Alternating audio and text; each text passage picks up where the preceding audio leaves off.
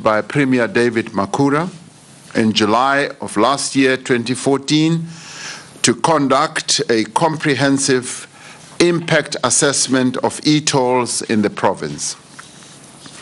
Following the work of the panel, findings were made, and they are based on thorough consultations with various stakeholders. Public meetings were held, research was conducted, and there were also roundtable discussions with experts who are well versed in transport and the economy, as well as the environment.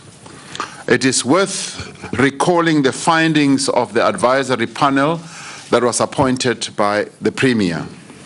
Amongst other things, the panel found that the implementation of the Gauteng Freeway Improvement Project, GFIP as we call it, and e-tolls has actually hugely benefited the economy as well as the people of Gauteng through a better quality road system, a road system that has also reduced travel time, that has improved fuel efficiency on the part of the users of vehicles, that has also reduced vehicle operating costs and improved logistics efficiencies, particularly for those vehicles that carry goods around the province. There is general acceptance, the panel found, of the user pays principle. In the main, they found that, yes, people do believe that they should pay for using the service or the roads. This is what the panel found. It also found that in the current form, the e-toll system, though, placed a disproportionate burden on low and middle income households. This was raised sharply during the deliberations of the panel. The panel, however, made the following key recommendations: that elements of the current e-toll system should be reviewed to address the questions that were being raised by all and sundry with regard to affordability, equity, fairness, administrative simplicity, and sustainability. It also found, or recommended rather, that there should be a hybrid model that should be found that will include significantly reduced tariffs, monthly caps, and financial contributions that should be made by both levels of government, the provincial government, the Gauteng government that is, as well as the national government. The new dispensation that we are announcing today is a product of our engagement at national as well as provincial level through the engagement of our people from Treasury, Department of Transport, SANRAL also included in the mix, and the Gauteng government. This new dispensation addresses in a fairly comprehensive manner, as well as a balanced manner, the concerns that have been raised by our people in the province, in Gauteng and beyond. A fair dispensation is being put forward for all to ensure the e-toll system is equitable, affordable, and sustainable, and more efficient. Cabinet has approved the following major improvements to the e-toll system. Firstly, public transport remains exempted. That is, buses and taxis with operating permits will be exempted from paying e-toll tariffs. So those people who travel in buses and taxis that have operating permits will not have to pay the e-toll tariffs at all, because those are specifically exempted. Secondly, A single reduced tariff will be applied to all motorists. As an example, the current standard tariff of 58 cents per kilometer for light motor vehicles will be reduced to 30 cents per kilometer. This is almost a 50% reduction. The single tariff will apply to all motorists within a vehicle class, whether they have an E-tag or they do not have an E-tag. Thirdly, a monthly cap has been dramatically reduced. Users of light motor vehicles will not pay more than 225 Rand a month. This is half the current monthly cap of 450 a month. In other words, whereas people were paying 450 Rand or having to pay a cap of 450, that has now been reduced to 225, which is quite a huge jump. Revised caps will also be introduced to other categories of vehicles, they being more heavy vehicles and trucks and what have you. But here we're specifically focusing on the bulk of the users who are ordinary people and users of light vehicles. There will be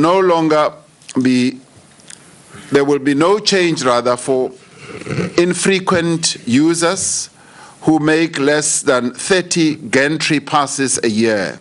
If a user exceeds 30 gantry passes in a 12-month period, they will be liable for usual charges. That is, if you are going to come to Gauteng more than 30 times, then you will have to pay. But if it is less than 30 times, you will be exempted as well. E-toll fees that are currently outstanding will be discounted by 60%. Users will have 6 months within which to settle their debts, dating back to December 2013 at the discounted tariff. This does not disadvantage users who have been paying e-tolls all along. In other words, we're discounting what people owe. It would not have been fair just to say those who have not been paying should no longer pay. But that, what they owe, is now discounted by 60% because we must all pay our debts. There will be a monthly cap on the penalty for accounts that are in arrears. All users who do not pay tolls within the required 30 days will be obliged to pay double the toll tariff. To protect users from incurring high amounts of debt, this will be kept.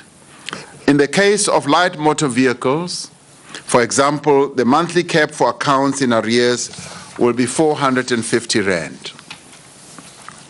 Settlement of e-toll fees will be linked to the motor vehicle license renewal. To further simplify the process and ensure better integration of road management systems, motorists will need to settle any outstanding e-toll fees before vehicle license discs are issued. In other words, we're now creating a linkage between e-toll system as well as every car owner's and user's motor vehicle licensing renewal, which has to be done annually. More payment options and a simplified administration system are being introduced, alongside a substantial decrease in the cost to users. The new dispensation will integrate existing information systems to improve what we call the ease of use, to improve accuracy of information and coordination between different agencies. This will make it easier for vehicle owners to pay their toll fees at different points. These will include Sandral kiosks. In Gauteng, Sandral kiosks are all over. It will also include the post offices. It will also include provincial licensing offices. It will also include retailers where these payment points have been installed. It will also include vehicle dealerships, and it can also be done online.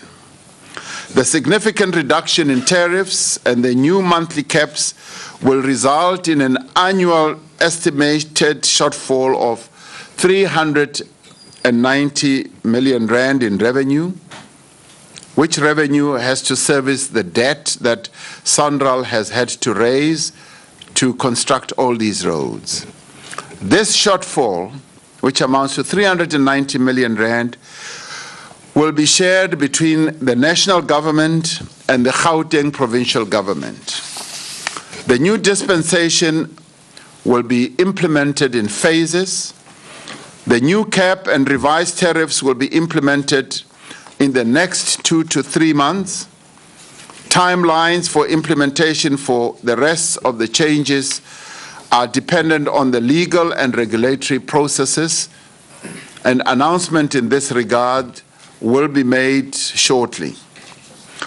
Regular updates will also be provided as the new toll system is developed. In the end, this new dispensation demonstrates that we are both a listening, a responsive, a caring, and a responsible government. It addresses the concerns of Gauteng motorists, particularly those from low and medium income households, but at the same time it ensures that our approach to the construction and maintenance of a road infrastructure is a sustainable one. We have reaffirmed the user pay principle as a fair, affordable, and reliable mechanism to fund infrastructure development. The new payment options safeguard the integrity of the fiscus, and it also enhances the ability of the South African National Roads Agency, SANRAL, to be able and to continue to raise funds to meet its obligations. And SANRAL's obligation is to roll out road infrastructure, not only in one province, but throughout the country. That is SANRAL's mandate. In order to do so, it requires funds. It will ensure that Gauteng has an excellent freeway network well into the future while reducing traffic congestion, reducing emissions, travel time, and travel costs. As government, we reaffirm our commitment to efficient, reliable, and integrated public transport infrastructure and services. This, we believe, is the backbone of a modern economy and is key to the integration of our cities. As we speak now, government is fast-tracking its program to expand our public transport system. The issue of public transport improvement has been raised by many of our people. It was also raised sharply during the processes of the advisory panel, and we will continue to pay attention to this important issue of improving our public transport system. The new dispensation demonstrates that cooperative governance does work indeed. There's been maximum cooperation between the Gauteng government and the national government. And I'd like to thank the officials of the Department of Transport, National Treasury, and the South African National Transport Roads Agency, and the Gauteng provincial government, who worked so hard to make this deal possible. We commend the advisory panel, which was led by Professor Mushe Nkondo, whose findings and recommendations enriched and enabled us to take concrete steps to address the negative impacts of e-tolls. Through this panel, we've been able to bring about what we see as a great improvement to this whole project. We also thank the people of Gauteng for participating in the work of the advisory panel and making valuable proposals to address the problems. And through their participation, they made all these proposals and recommendations, and we can say today we have listened. Lastly, I wish to extend a special word of appreciation to Minister of Transport, Ms. Tipuo Peters, Minister of Finance, Mr. Nhlanhla Nene, and his Deputy Minister, and Gauteng Premier, as well as MECs Barbara Creasy and Ishmael Vadi, for providing such able leadership throughout this complex and challenging process that was time-consuming and needed all those who were involved to spend a lot of time crunching numbers and looking at various options and proposals. We thank them dearly for a job well done. Finally, this new dispensation presents an opportunity for a fresh start for all of us. We call on the stakeholders, all stakeholders that is, to work with us to build an integrated, reliable and affordable transport system that meets the needs of the people of Gauteng and indeed the country as a whole. This new dispensation demonstrates that the government is alive to the needs and the concerns of our people, and we can confidently say, together we can move South Africa forward as we are doing. I thank you very much. Thank you, Deputy President. Indeed, we're moving South Africa forward. I'm going to be handing over to Cabinet Spokesperson, as I said earlier, Phumla Williams, to help facilitate the question and answer session. Just to bring to your attention, the President and Ministers, that we are also linked to Pretoria, and we have our colleague, the Lekgadima Leso, to co-chair with us from Pretoria. And on that note, we thank the Deputy President for his address to us. Let's hand over to Phumla to facilitate questions. Thank you very much, Ronnie. Can I do what I normally do, start with Pretoria, because you are here. Can I start with Pretoria? Lekgadima? Thanks. There are a few questions. Please indicate who you are and the media house you represent when you ask a question. Thanks. Antoinette Slavat from MoneyWeb. Can you just indicate the cap of 225? Does that apply to road users with and without the e-tag? Next one. Terence Creamer, Engineering News. Deputy President, if you could just talk to where the money will come from to cover the shortfall. Has it been already identified? And can you give some details as to how that will flow? And is that a yearly amount? And all this will rest on enforcement, but very few details today were given around enforcement. Can you give us some idea of what strategies are planned? What are the timeframes and when we will start seeing such enforcement? And finally, you're offering a 60% discount to those who have not paid their arrears.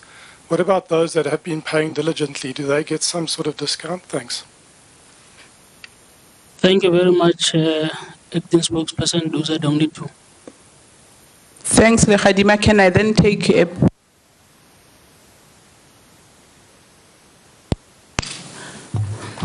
Hi, Chantal from the African News Agency. Just what has the buy-in been from groups like COSATU and OTA? Yan, you are the next one.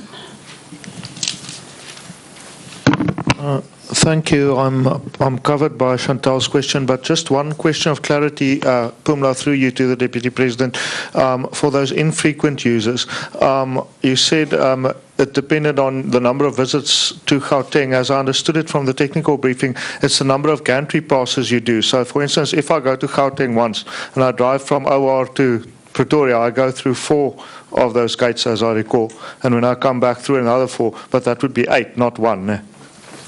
Thank you. That's you. Marina Lamprecht from Media 24 newspapers. Under the new dispensation, how long do you propose will it take to settle all SANRAL's e-toll debts in years? Will it be shorter or longer or the same as previously? Thank you. I think Carol, yeah. You. Carol Payton from Business Day. Can you just clarify about the shortfall? You said it would be 390 million. Is that 390 million a month or 390 million a year? Is the 210 million per month stroke per year going to be paid by, I mean, I guess, okay, so you said you're going to be it's going to be paid by the fiscus. What makes you so sure that you're going to collect the other 390 million? Is that based on a 100% payment rate or on what sort of a payment rate? Because if it was me, I would just pay when I have to go renew my license, not before that. So I'm only going to pay in a year's time, maybe. So maybe you could just give us some clarity on the numbers, and then will SANRAL still have to go to the market to raise 600 million a month? Is this supposed to bolster market confidence, and will SANRAL still have to raise 600 million a month in bonds? Thanks. And what about the other 4 billion that are bonds that are coming up as well? Thanks. Okay.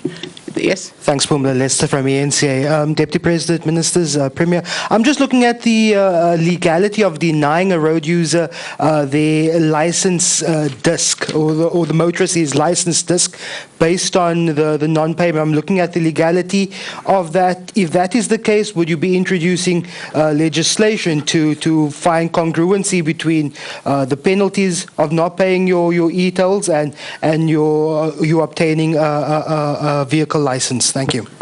I think that, yeah, that's you, and then that's the two gentlemen. That's it. That would be it. The Deputy President, I just wanted to find out whether or not this has been a political football. Well, firstly, as a responsive and a responsible government, does government accept that its push to implement the SANRAL's, the toll road initially was economically flawed? If you can cut almost everything by a 50% basis, it means that you were punting it too high, and that might have scared off the users to paying. And as a this has become a political football.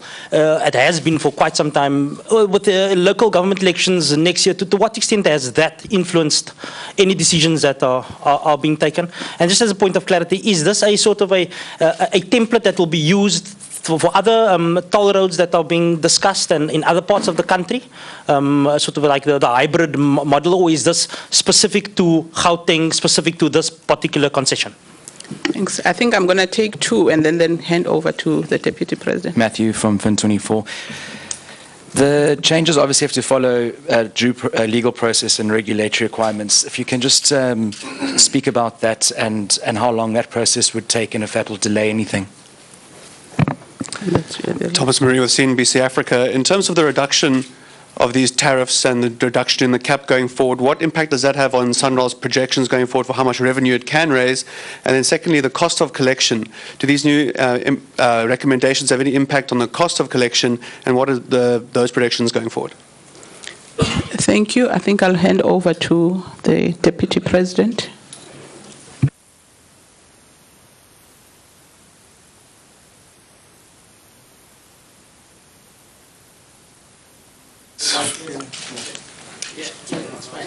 Oh, I was saying these are like 14 questions, and the joy of having all these clever people. Where's the Deputy Minister? He's run away somewhere. and we've got technical people as well, Deputy Minister Jonas and the CEO and the Director General and all the officials in transport are all here. So they are more than able to answer many of the questions. What I'd like to do is just to ask, for instance, of the next few questions, Minister of Transport as well as the Minister of Finance and the Premier to take a number of these questions, and I will then come in and wrap up on areas that will require some further elucidation.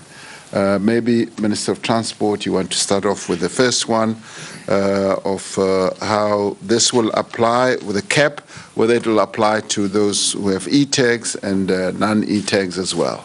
And then take a number of the others that you are well able to do so, and I'll come in later. Thank you. Thank you, Deputy President. I think on behalf of my colleagues and the Premier of Gauteng, Minister Nene, I need to take this opportunity to thank the Deputy President for his leadership as well as his capabilities as a negotiator to be able to get us to this point. Sir, you actually made it possible that we could be able to arrive at this new dispensation, and we truly thank you for your interventions and the time that you spent also making it possible that we can arrive at this particular point. The questions related to the 225 with or without e-tag, it is correct in the statement that the President indicated. He did make reference, I mean the Just to be sure. You said President. Oh, the Deputy President. I'm sorry, I didn't hear what I was saying. The 225 is for those, the 225 rand cap is for those with or without an e-tag, but who will make it possible that they pay within 30 days of having passed through the country. Those who are actually going to delay in payments, you would remember that we actually indicated that the tag or the cap actually goes to about 450 rand per month. The issue related to enforcement, that is one of the key areas that we have said needs to be strengthened, and that is why the link to the licensing process. And I would also want to take this particular time, Deputy President, to go to the legality of the license disc issue. Yes, we are aware of the need to make it possible that we can address the legal requirements. You would realize that in terms of the implementation plan, we do have an indication of by which period we believe that we need to be able to have dealt with the legislative changes that will need to be followed. And in terms of the Deputy President's statement, he did indicate that every stage of the changes that will be done will be communicated so that people should know where exactly we will be. But we're also aware that we are in the process of amending the ARTO legislation, which is one of the instruments that we will use to make sure that we can enhance compliance. Is this a template for all other toll projects? I would say no, because I would believe that there is a process that we definitely follow up to the stages of determining or designating whatever project as a toll project. So we won't say this is a template, because every project is a unique project.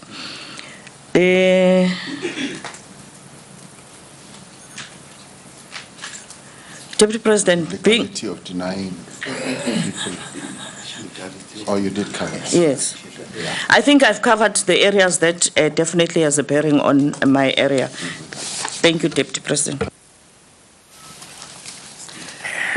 Thank you very much, Deputy President, and I would also like to appreciate the work that my colleagues, the ministers, did together with us under your able leadership and the technical team from the different levels of government. I just want to deal with one specific issue about this matter having been a political football, or whether this has anything to do with local government elections. I want to say that we deal with issues that get raised by people, and communities don't raise issues because there are elections around the corner. And government, as this statement points out, government responds to issues after determining that there's validity. So that panel the process of setting up a panel, the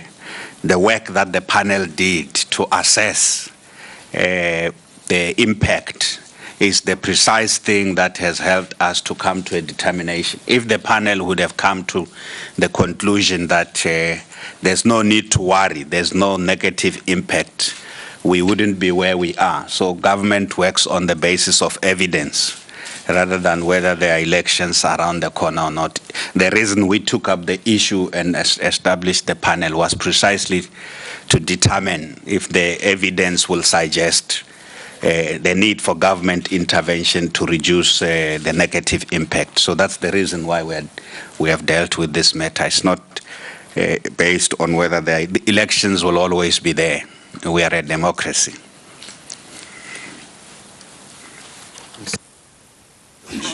Thank you. Thanks, Deputy President and colleagues. My simple ones are on where the money is going to come from. As we indicated, that the shortfall is the estimated annual shortfall of 390. But that's not all. But we will be submitting to Parliament an appropriations bill, as we did indicate when we tabled our budget, because the matter was already before this committee of ministers led by the Deputy President, that we will be accommodating that in our budget. So we will bring that to Parliament, and that will then determine that the money comes out of the national budget, and the provincial government will do the same. So this will be shared amongst the two spheres of government. The other question that related to, you must also remember that this is not the first time that the national fiscus has actually had to come in. At the introduction of the system, we ended up having to appropriate 5.7 billion rands because of the delay, in order to protect SANRAL's sustainability, but at the same time, as a country, remember SANRAL is a state-owned company. If we had not done that, we actually would have landed in more trouble than we are today. But we believe that this now deals with that part of restoring SANRAL's credibility, because there is certainty, firstly, on the matter, that we now have concluded the matter, which would then, I'm sure Nazir would also perhaps want to come in here, Deputy President, in responding to a question with regards to being able to go out to the market to borrow. But this is the first part of providing certainty that the entity is in good shape. We also saw that the other question had to do with whether this means that if you are able to cut it by 50%, does it mean that the system was flawed? In my view, as we've indicated, all these concessions have been done in the interest of making sure that the system is able to assist us in providing us with adequate revenue and support in order to continue with our roads infrastructure build program. What this might mean is that we would not have adequate to be able to roll out going forward, but sustainability in terms of SANRAL. In my view, I think the system is not flawed. Remember also that this was the first of an urban road being tolled and electronically tolled.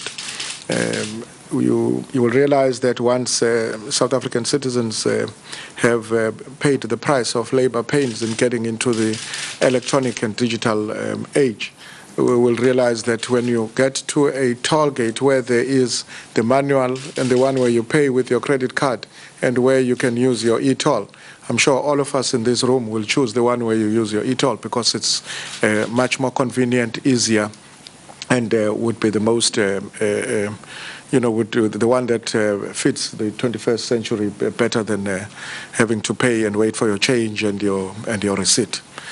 So I would want to believe that these indeed were labor pains for moving into the digital age, but I think we would be able to move forward now that we've reached this point. Thank you. And perhaps Nazir would want to add on the, and if there's anything else on the technical side. Yeah, I'd like to say that, I mean, if we are doing something that addresses the concerns of our people, that's what we should focus on, rather than saying what you were doing was flawed. What we're doing is doing the right thing to address the needs and the concerns of our people. And that, to us, is the primary issue. And as we do this, we're not even beginning to focus on elections. We're focusing on governance and delivering a better life for our people. That is our main preoccupation. The elections are only next year. It is only next year that the ruling party, as indeed other parties, will focus on elections. What we are doing is to govern and to make sure that we achieve the objectives of the ruling party of delivering a better life for our people and moving our country forward for all and sundry. Do we have the buy-in of various other components of our people, formations and what have you, like COSATU, the ruling party, which is not sitting here, has been at work consulting and talking to a number of formations about this. As you said, I wouldn't say it was a political football. It was a matter that was of great concern to our people. And today, we believe we have delivered a new dispensation that addresses the concerns that have been raised by our people. Yes, has COSATU been consulted? Yes. Have a number of other bodies? Yes. Has OUTA been consulted? They will have had all this as well. So yes, this is now out in the open, and we hope and trust that people will see this as a really positive step towards addressing the concerns that were raised by our people. Through this, we believe that SANRAL will be able to go out into the market and raise money. Will there be an enforcement? I'd rather call it compliance rather than enforcement. Linking the e-toll process with the vehicle car registration is a good way of encouraging people to pay.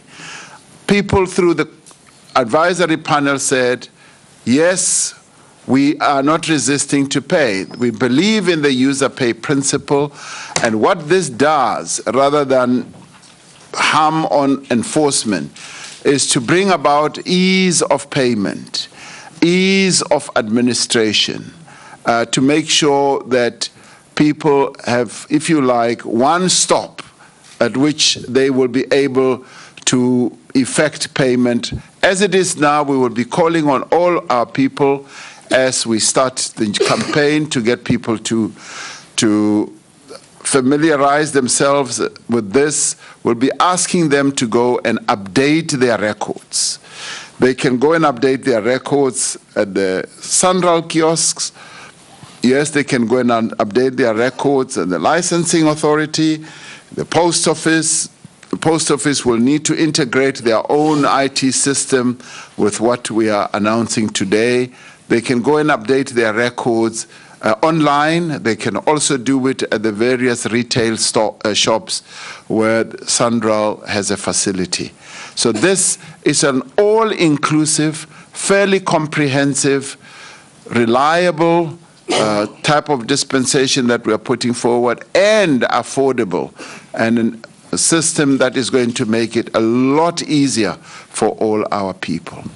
I think that covers all, if not every question that has been raised.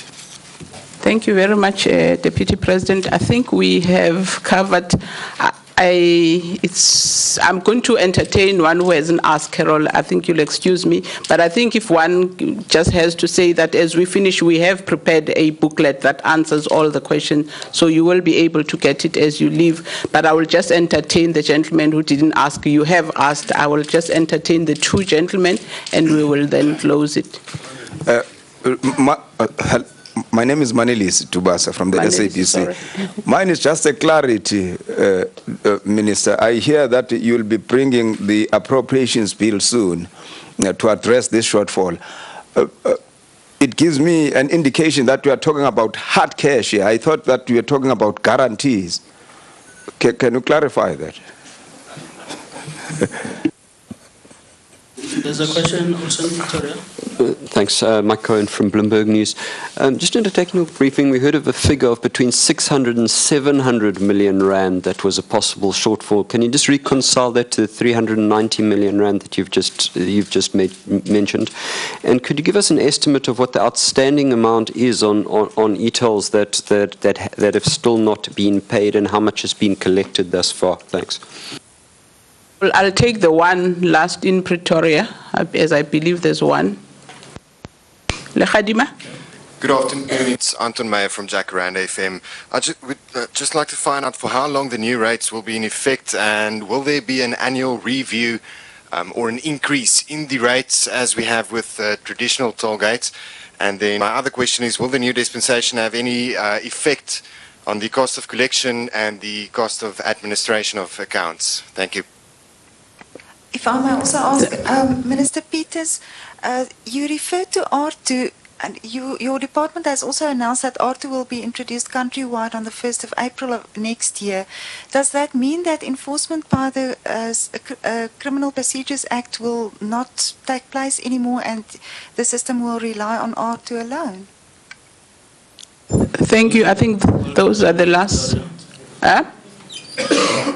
Okay. Last ones in Pretoria. Okay. Thank you. Deputy President, those are the last questions, 4 questions.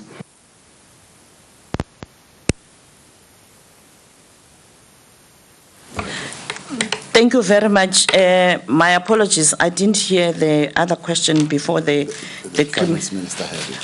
criminal procedure one. But just to go back to the bigger challenge that we have with regard to road infrastructure backlogs, I just want to remind our ladies and gentlemen from the media that you all know that we've got about 750,000 kilometers of road network that needs about 197 billion rand. And we should not lose sight of that fact on the conditions of our roads in the country, and that is why the statement of the President actually indicated that we are accelerating the rollout of infrastructure development. The question related to how much has been collected, I believe the Minister Minister of Finance will talk to that one. One of the key things that emanated from the process of this consultation and is related to the matter of law enforcement and how we could be able, through this process, avoid criminalizing people. And that is why we have decided that the best option to take is to make it possible that this becomes one of those traffic or traffic infringements that can be covered under ARTO. So I would want to say to you that that is one of the areas that we have listened to and one of the strengths of this new dispensation. And thanks to the Deputy President, we could be able to arrive at that particular point.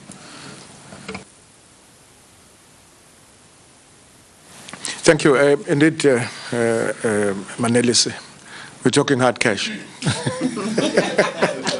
It is for that reason that we actually have to come to Parliament, and that is for that reason also that we made an announcement, but because we had not arrived at the amount. And as I said also, that the amount is the 390 is just only as a result of the reduction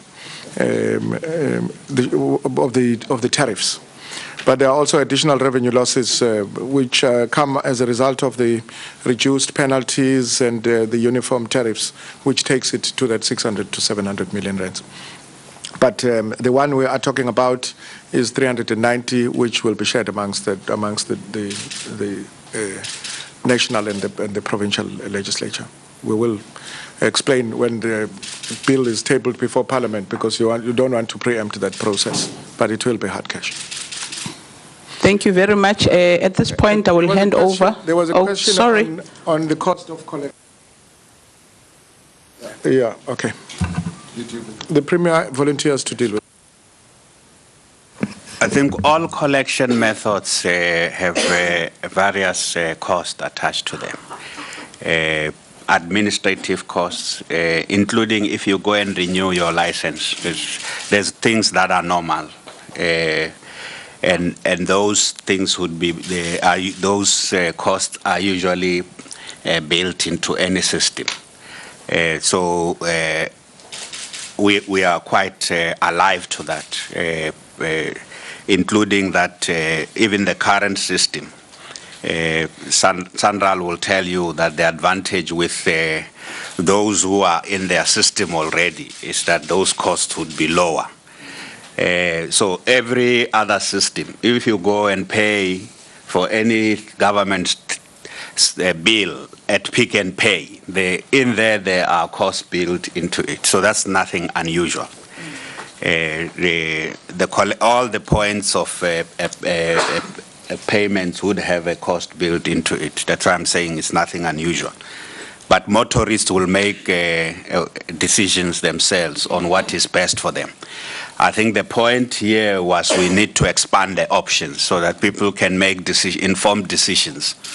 When they go and choose this one, they will calculate that as on the basis of why they would want to prefer, rather than force everyone through one point. That's nothing unusual. Thank you very much, Premier. I think at this point I'll hand over to Ronnie to close. But ladies and gentlemen, do not forget to collect the book that has got all the Q&A. It's outside. Thank you. No. On that note, thanks, Sis Pumla. I want to thank the Deputy President, the Ministers, the Premier, Deputy Minister for taking time out of their busy schedule to be with us today. Senior government officials here, advisors, everybody, members of the media, including our viewers from home, for joining us. That should bring us to the end of this press briefing. I thank you very much. Let's move South Africa forward. Yeah. Huh?